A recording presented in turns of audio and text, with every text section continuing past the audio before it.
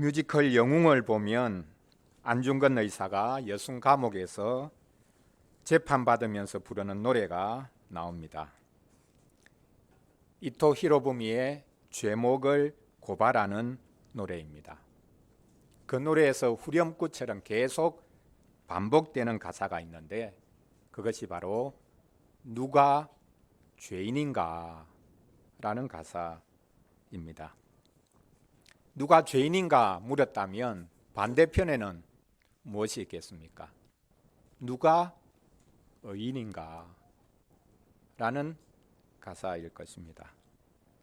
누가 죄인인가는 쉽게 드러날 수 있습니다.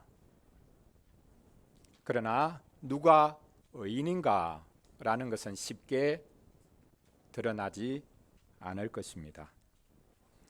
성경에서는 예수님의 부활이 그분의 의를 드러낸 것이라고 말씀하고 있습니다. 부활이라는 기적이 일어날 수 있냐 없냐 그것을 가지고 지금까지 논쟁하고 있습니다. 부활은 실제로 일어난 일이 아니라 제자들의 마음속에서 일어난 일이다 라고 말하기도 합니다. 우리는 부활을 기적의 관점에서 보면 안 됩니다. 부활은 단순한 기적이 아닙니다. 부활은 기적이 아니라 하나님이 하신 일이요, 하나님이 하신 선언입니다. 부활은 하나님이 예수님의 십자가 그리고 예수님의 삶 전체에 대한 하나님의 판단이요, 하나님의 선언입니다. 그분은 옳은 분이다, 의로운 분이다 라는 선언이 바로 예수님의 부활입니다. 부활은 혹 일어날 수 있는 가능성이 아니라 온 세상을 향한 하나님의 선언입니다.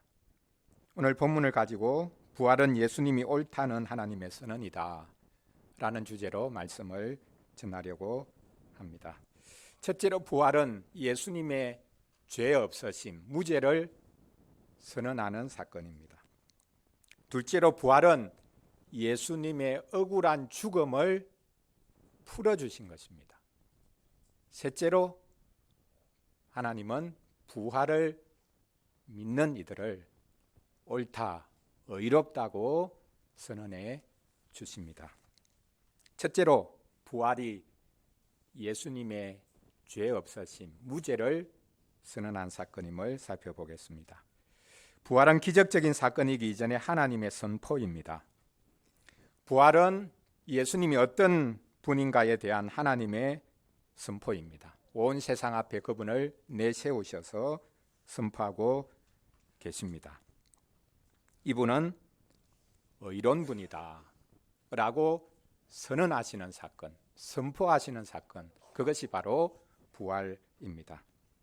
오늘 본문 마지막 절 25절을 보십시오. 예수는 우리가 범죄한 것 때문에 내줌이 되고 또한 우리를 의롭다 하시기 위하여 살아나셨느니라 라고 말씀하고 있습니다.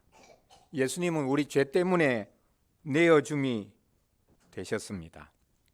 십자가에 달려 돌아가셨습니다. 예수님의 부활은 우리를 의롭다 하시기 위한 부활입니다. 죽으심도 우리를 위한 것이고 살아나심도 우리를 위한 것이다. 이렇게 말씀하고 있습니다. 예수님이 부활하셨기 때문에 우리가 의롭다고 인정받을 수 있게 되었다라고 말씀하고 있습니다. 아니 어떻게 예수님 그분의 부활이 우리의 의로움이 될 수 있습니까? 바로 여기에 믿음이 개입되는 것이죠. 오늘 본문에 보면 아브라함의 믿음을 먼저 말씀하고 있습니다. 아브라함은 자식을 주겠다는 하나님의 약속을 받았습니다.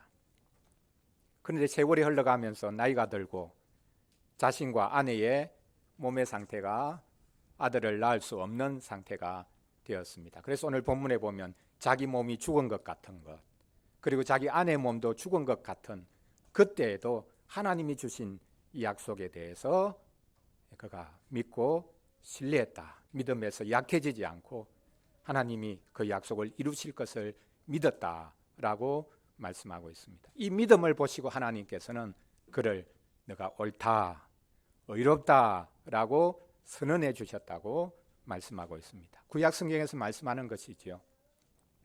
아브라함이 가졌던 믿음이 뭡니까? 하나님의 약속을 믿는 믿음이었죠. 그 약속은 나의 몸의 상태와 상관없이, 내 앞에 펼쳐져 있는 환경과 상관없이 하나님이 이루어 주신다.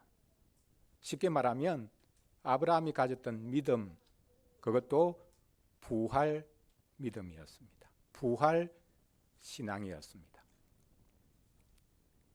지난주에 살펴보았듯이 아브라함이 이삭을 죽이려고 갈 수 있었던 이유도 부활 신앙을 그가 가지고 있었기 때문이지요.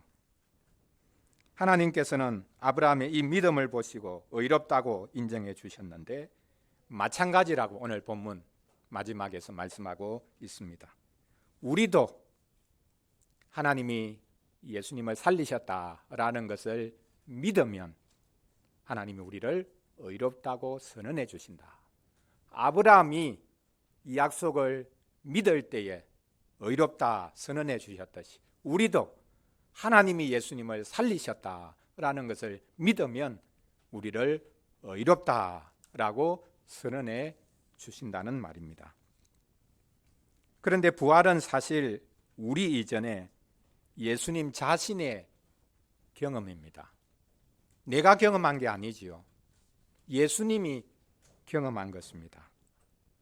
부활이 예수님 자신에게 어떤 의미가 있었겠습니까?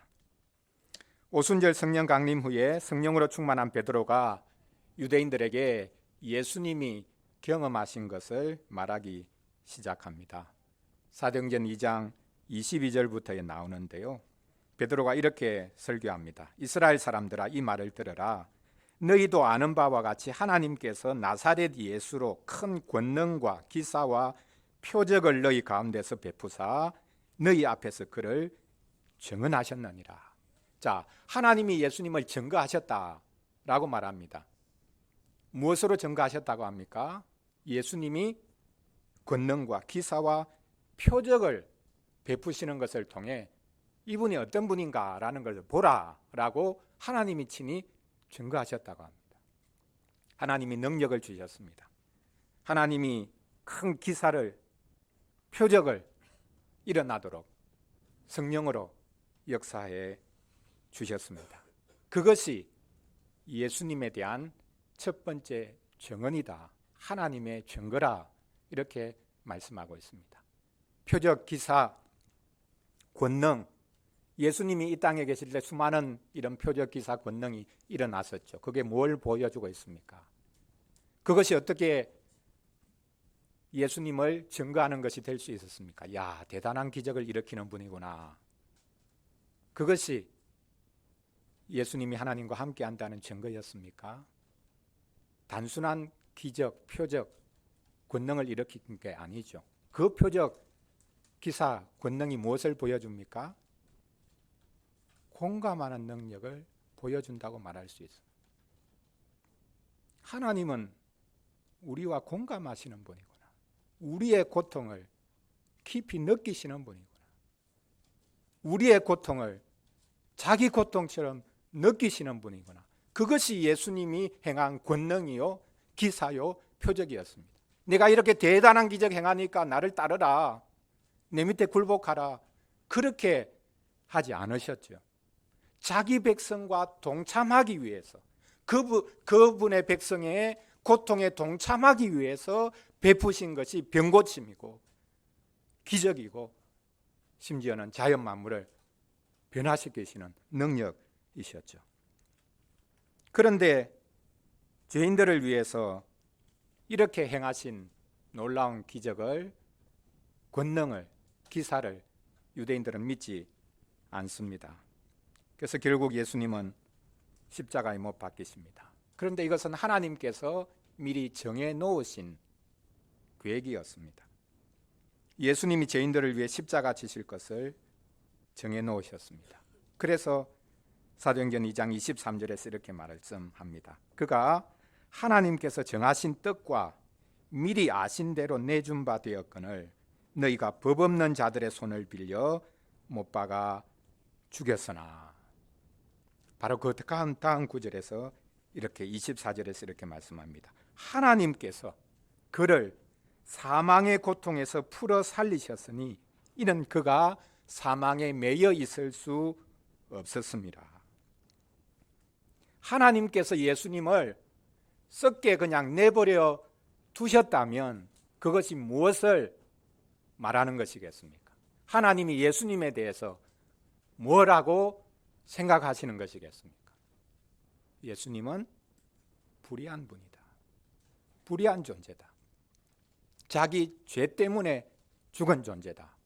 그렇게 하나님이 생각하시는 것이죠. 그런데 하나님이 예수님을 살리셔서 그분이 어떤 분인지를 증거하셨습니다. 그리스도는 죽음에 결코 매여 있을 수 없는 분이다 라는 선언, 그것이 그분을 살린 거죠.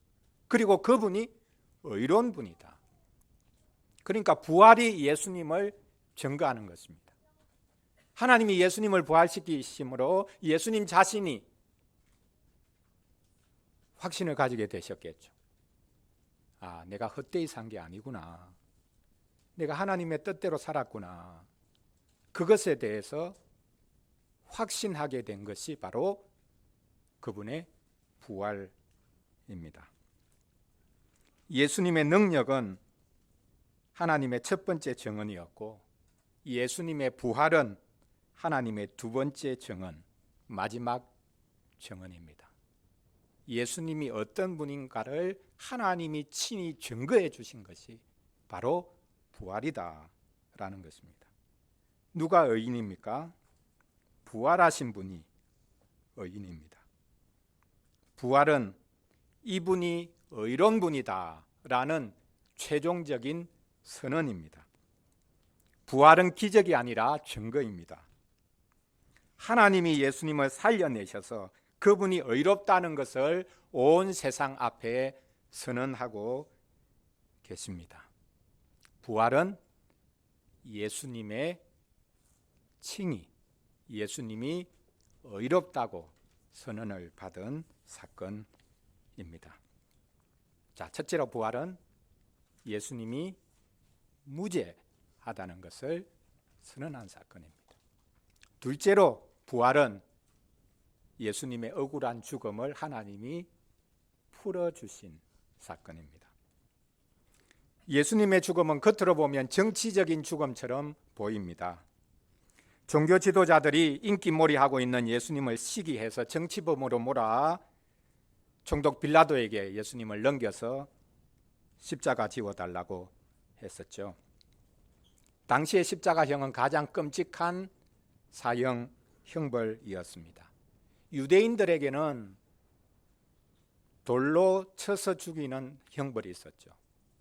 로마인들은 전 세계를 지배하면서 로마를 대항하는 특히 정치범들이 있으면 십자가에 나무에 달아서 죽였습니다. 놀랍게도 성경에 보면 이렇게 나무에 매달리는 것이 하나님의 저주라고 말씀하고 있습니다. 그렇습니다. 겉으로 보면 정치범이 되어서 지금 예수님이 나무에 달려 계시지만 예수님의 십자가는 하나님께서 그에게 모든 죄짐을 지우신 것입니다. 모든 죄인들의 죄를 그분에게 몽땅 뒤집어 씌우신 것입니다. 그래서 예수님이 십자가를 앞두고 하나님 제발 이 잔 좀 지나가게 해주십시오 구하지 않습니까? 고난을 피하고 싶다는 마음이 아니죠. 죄 없는 분이 모든 죄를 뒤집어 쓰고 하나님께 버림받고 하나님께 저주받아야 하니 얼마나 그 고통이 컸겠습니까? 그래서 울부짖으면서 하나님 제발 이 잔 좀 지나가게 해주시면 안 됩니까? 이렇게 부르짖으셨습니다. 예수님이 십자가를 진 것은 주의 백성을 대신하여 하나님께 버림받는 것이었습니다. 이것은 이미 구약 성경에서 여러 번 말씀한 것이었습니다. 하나님께서 당신의 종을 세울 것인데 그 종이 하나님의 백성을 대신해서 고난받을 것이다 라는 말씀을 미리 하셨습니다. 우리가 잘 아는 이사야 53장이 대표적이죠. 이사야 53장 4절에서 말씀합니다. 그는 실로 우리의 질고를 지고 우리의 슬픔을 당하였거늘 우리는 생각하기를 그는 징벌을 받아 하나님께 맞으며 고난을 당한다 하였노라. 우리의 질고를 지고 우리의 슬픔을 당하고 있는데 그것을 지켜보는 이들은 우리 때문에 저렇게 고난당한다, 우리 때문에 저렇게 십자가 진다라고 생각하지 않고 하나님께 벌받는다, 하나님께 지금 저주받는다, 뭔가 심각한 죄를 지은 게 있으니 하나님이 저렇게 벌하시지, 이렇게 다들 생각하고 있습니다. 예수님이 십자가 질 때 십자가 아래에 있던 사람들이 이구동성으로 외친 것이 바로 이거죠. 너 하나님 함께 하신다며, 너 하나님과 거의 비슷하다며, 진짜 하나님 믿는 거 맞아? 하나님 불러봐. 하나님은 부르는 자에게 결코 거절하지 않는 분인데, 응답하시는 분인데 아직 믿음이 없네. 하나님 소리 질러 불러봐. 하나님 찾아오시지. 믿음이 없구나. 이렇게 십자가 아래서 사람들이 조롱했습니다. 그들은 하나님은 자신을 결코 구원하지 않는 분이라는 것을 몰랐습니다. 예수님은 바로 그 십자가에서 모든 조롱과 저주를 다 받고 죽어버립니다. 하나님께서 이렇게 억울하게 죽은 예수님을 살립니다. 그러므로 부활은 기적이 아니라 하나님이 예수님의 억울함을 풀어주신 것입니다. 부활은 모욕당한 예수님을 신원해 주신 것입니다.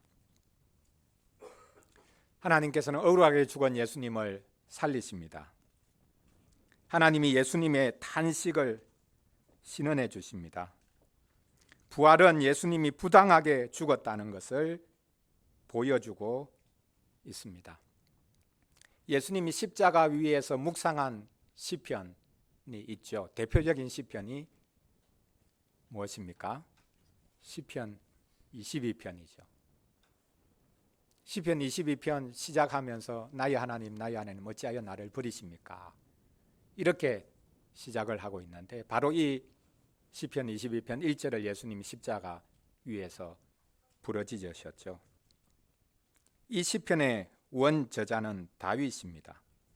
그는 원수들에게 둘러싸여 있기 때문에 하나님께 구해달라고 소리소리 쳤습니다. 원수들이 자기를 죽이려고 합니다. 특별히 사울 왕이 자기를 죽이려고 했죠. 나중에는 아들이 아버지를 몰아내고 자기가 왕이 되려고 아버지를 죽이려고까지 했습니다. 다윗을 죽이겠다 하는 것이 어떤 의미가 있는 것입니까? 그것은 다윗을 하나님과 하나님의 백성에게서 끊어내어 버리려고 하는 것이었습니다. 그래서 다윗이 이 시편 22편에서 하나님 제발 저 좀 살려주세요. 저들이 저를 하나님에게서 끊어내려고 합니다. 하나님의 백성과 교제하는 자리에서 끊어내려고 합니다. 저를 살려주십시오. 이렇게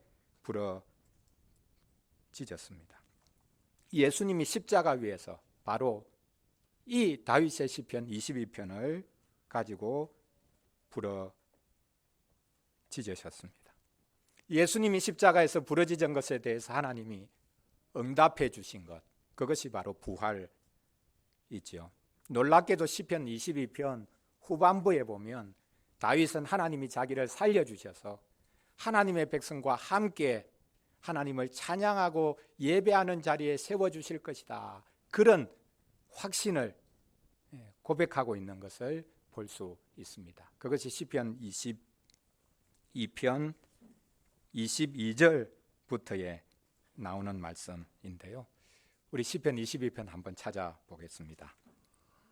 예수님이 십자가에서 하나님께 처절하게 부르짖으면서도 그분이 다윗처럼 이 확신을 분명히 가지셨던 것을 우리가 볼 수 있습니다. 전반부 21절까지는 저를 제발 살려주십시오 탄식하면서 부르짖는 것인데 어떻게 부르짖고 있느냐 하면요, 자기를 죽이려고 달려드는 세력을 향해서 많은 항소가 자기를 들이받고 있고 개들이 물어뜯고 있고 사자가 자기를 짓이기려고 한다라고 이렇게 표현을 하고 있습니다. 그러나 22절에서 그가 하나님 앞에 이런 소망을 표현하고 있습니다. 22절 같이 읽어보겠습니다. 내가 주의 이름을 형제에게 선포하고 회중 가운데서 주를 찬송하리이다. 자기는 원수들에게 지금 둘러싸여서 딱 죽을 수밖에 없는 형편인데 하나님께서 자기를 살려주셔서 형제들에게 주님의 이름을 선포하고 회중 가운데서 하나님을 예배하게 하실 것이다. 이 믿음을 가지고 있습니다. 24절에서도 말씀하는데요, 그는 공고한 자의 공고를 멸시하거나 싫어하지 아니하시며 그의 얼굴을 그에게서 숨기지 아니하시고 그가 울부짖을 때에 들으셨도다. 다윗이 자기 자신에 대해서 말을 하는 거죠. 내가 울부짖을 때 하나님께서 반드시 들으신다. 그래서 나의 형제들과 함께 하나님이 하신 일 찬양하고 회중에 속해서 함께 하나님 예배하게 하실 것이다. 이렇게 말하고 있습니다. 부활하신 예수님이 무덤을 찾아온 여인들에게 하신 말씀이 있습니다. 너희가 나의 형제들에게 가서 내가 살아났다고 전해라. 이렇게 말씀하셨습니다. 예수님을 배반하고 다 떠나버린 제자들을 향해서 예수님은 부활하셔서 내 형제들에게 가서 내가 살아났다고 전해라. 이렇게 말씀하셨습니다. 바로 시편 22편 여기 22절을 예수님이 생각하시면서 이야기하신 것이죠. 이 시편 22편도 그리스도의 시편이라 다윗이 부르짖기 전에 그리스도께서 부르짖고 그리스도께서 하나님이 자신을 살려주실 것을, 그래서 마침내 하나님의 백성과 함께 살아난 자들이 함께 하나님을 찬양하는 자리에 서게 하실 것을 믿었다라는 것을 우리가 알 수 있습니다. 예배가 이렇게 영광스러운 것입니다. 우리가 아는 예배가 무엇입니까? 예배는 예수님과 함께 살아난 이들의 찬양입니다. 예배는 예수님과 함께 살아난 의로운 자들의 하나님을 향한 찬양입니다. 그냥 종교 행사가 아닌 것이죠. 하나님은 예수님의 억울한 죽음을 풀어주셨습니다. 그것이 그분의 부활입니다. 마지막 셋째로 하나님은 부활을 믿는 자들을 의롭다고 옳다고 선포해 주십니다. 오늘 우리가 읽었던 본문을 다시 보겠습니다. 마지막 절에서 말씀하고 있습니다. 예수님이 부활하신 것은 우리를 의롭다 하기 위해서라고 말씀합니다. 하나님이 예수님을 살린 것은 그분을 생각해서 그분의 무죄함을 선언하기 위해서, 그리고 그분의 억울함을 풀어주기 위해서 그분을 살린 것이지만, 동시에 하나님이 예수님을 살려주신 것은 우리를 생각해서 예수님을 살려주셨다. 우리 때문에 예수님을 살려주셨다. 그렇게 이 본문에서 말씀하고 있습니다. 하나님이 예수님을 부활시키신 것은 우리를 부활시키기 위함입니다. 죽은 우리를 살려주시기 위함입니다. 그래서 우리는 예수님께 속해서 살아납니다. 사도행전 13장에 보면 사도 바울이 비시디아 안디옥이라는 곳에 가서 설교합니다. 회당에 들어가서 설교하는데요. 사도행전 13장 9절 사도 바울의 설교를 보면 거기에 회당이기 때문에 유대인들이 있으니까 율법을 말하고 율법과 그리스도를 비교하고 있는 것을 볼 수 있습니다. 또 모세의 율법으로 너희가 의롭다 하심을 얻지 못하던 모든 일에도 이 사람을 힘입어 믿는 자마다 의롭다 하심을 얻는 것이니라. 예수님은 우리의 죄를 짊어지시고 죽으셨다가 살아나셨기 때문에 그분으로 인해 우리의 모든 죄가 씻어집니다. 지금 율법과 그리스도를 지금 대조하고 있습니다. 율법이 아니라 그리스도로 인해 우리가 죄 씻음을 받고 의롭다함을 얻을 수 있다라고 말씀하고 있습니다. 우리에게 직접 적용해 보자면 율법을 지키는 우리의 행위가 아니라 그리스도를 믿는 우리의 믿음으로 인해 우리는 죄 사함을 얻고 의롭다함을 받을 수 있습니다. 행위가 아니라 믿음입니다.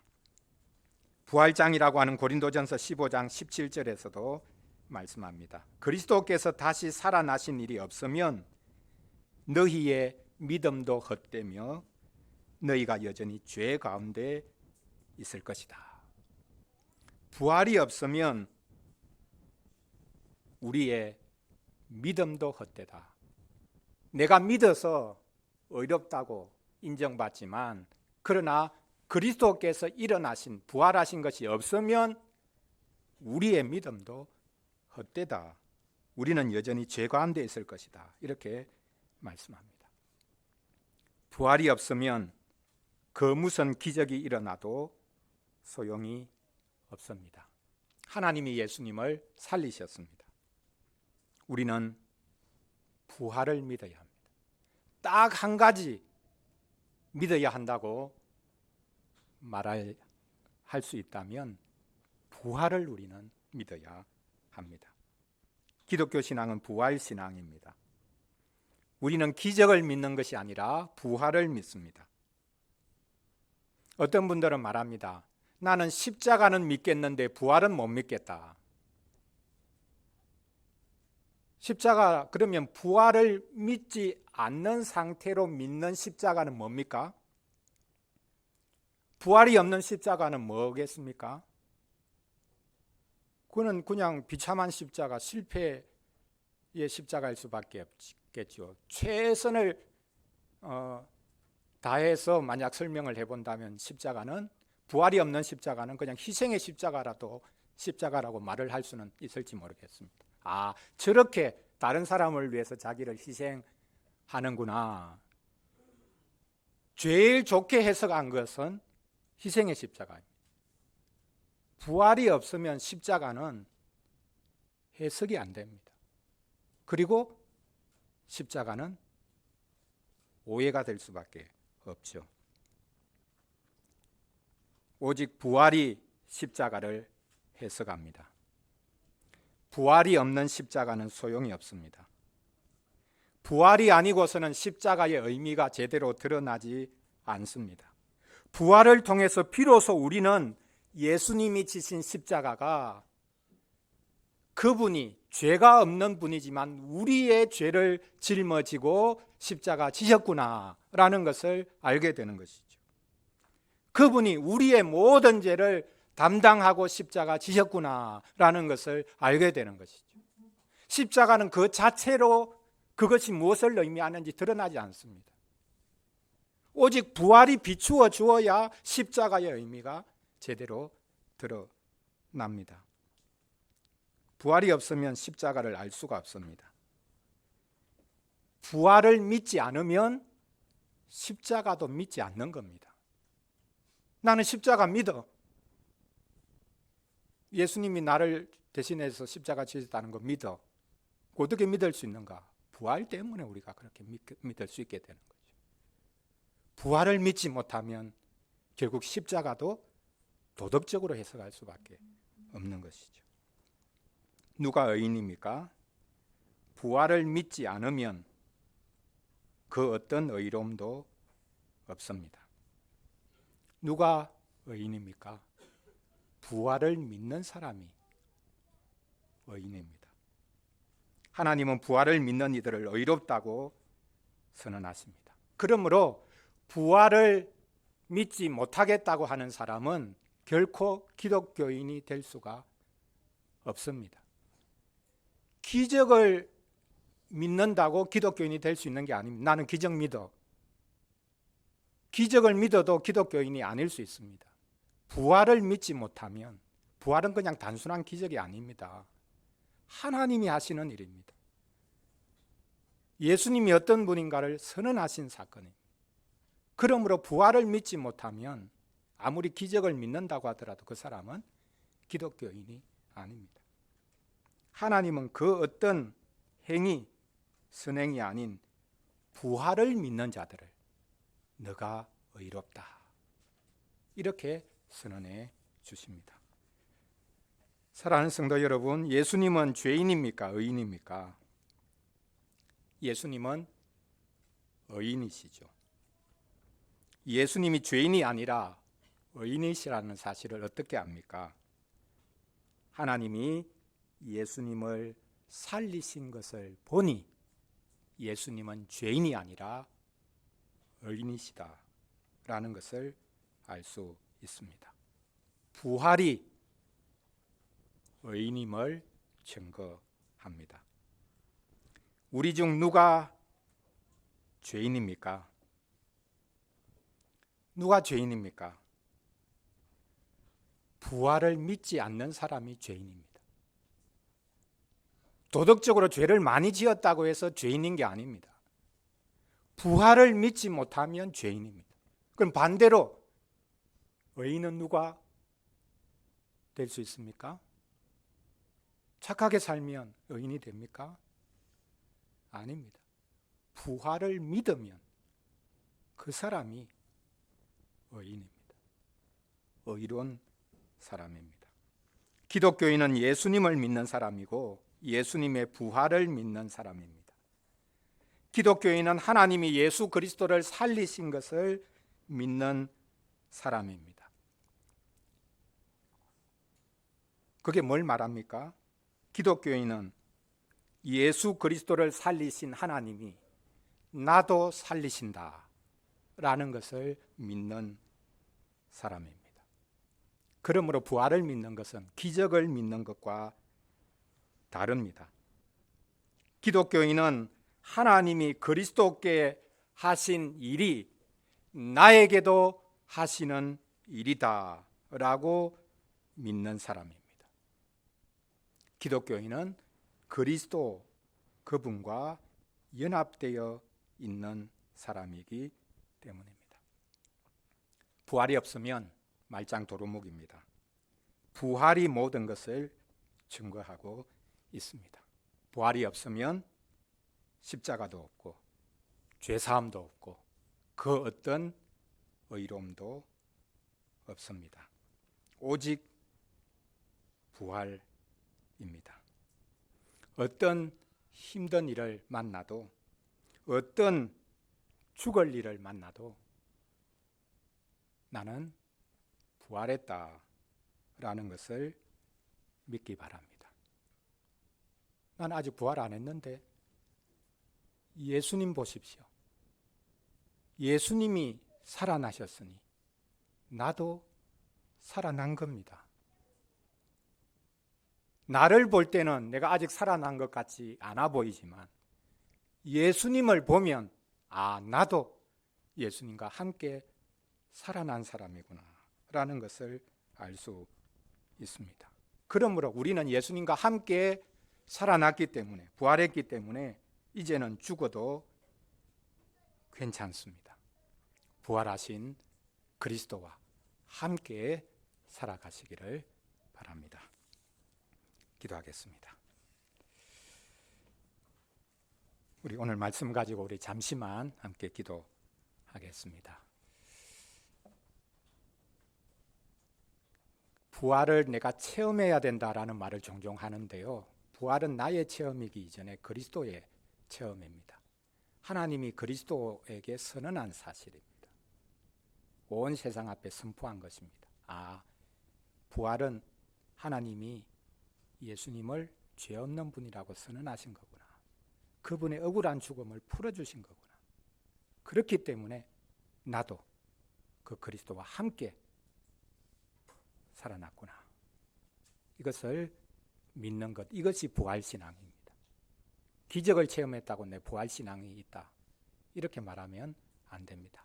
아무리 많은 기적을 체험하고 놀라운 일을 경험한다 할지라도 그리스도의 부활 속에 내가 있다라는 것을 믿지 않으면 그건 참 신앙이 아니죠.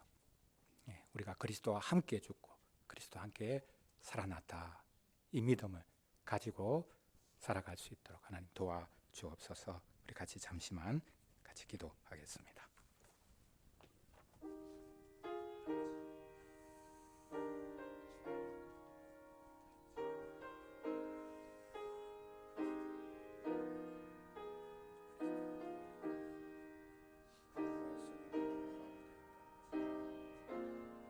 그 부활로 인하여 살아가는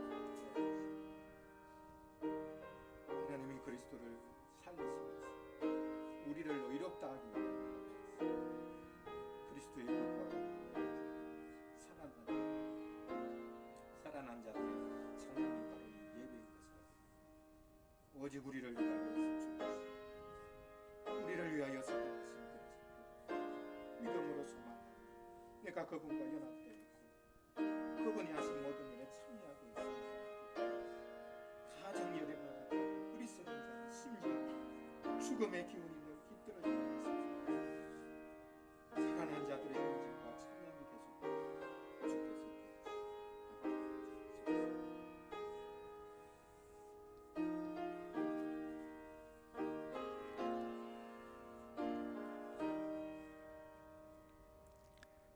하나님 아버지, 부활이 증거합니다. 예수님의 부활이 그분의 의로움을 증거합니다.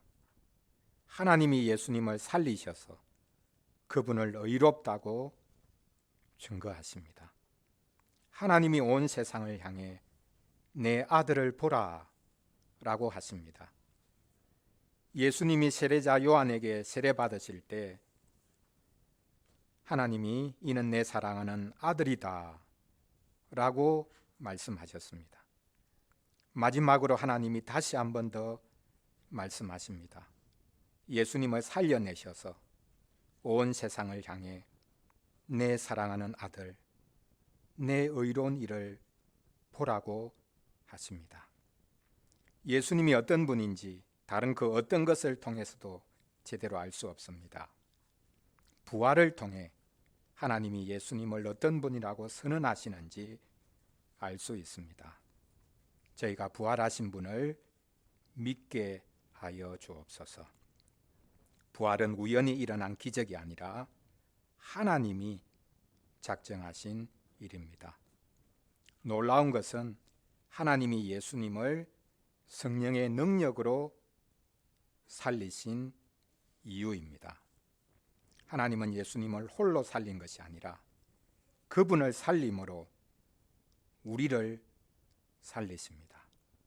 하나님은 예수님의 십자가의 저희를 동참시키셨고 예수님의 부활에도 저희를 참여시킵니다. 저희가 부활하신 분과 함께 부활했음을 알게 하여 주옵소서. 죽었던 저희가 예수님으로 인해 살아났습니다. 살면 사라진다는 말이 있는데 부활하면 사라집니다. 부활한 사람은 어떤 일을 만나도 괜찮습니다. 부활한 사람은 하는 일이 잘 되어도 잘 되지 않아도 괜찮습니다. 부활했으니 뭐든지 괜찮다는 것을 알게 하옵소서. 우리를 위해 부활하신 예수님 이름으로 기도합니다. 아멘. 찬송 170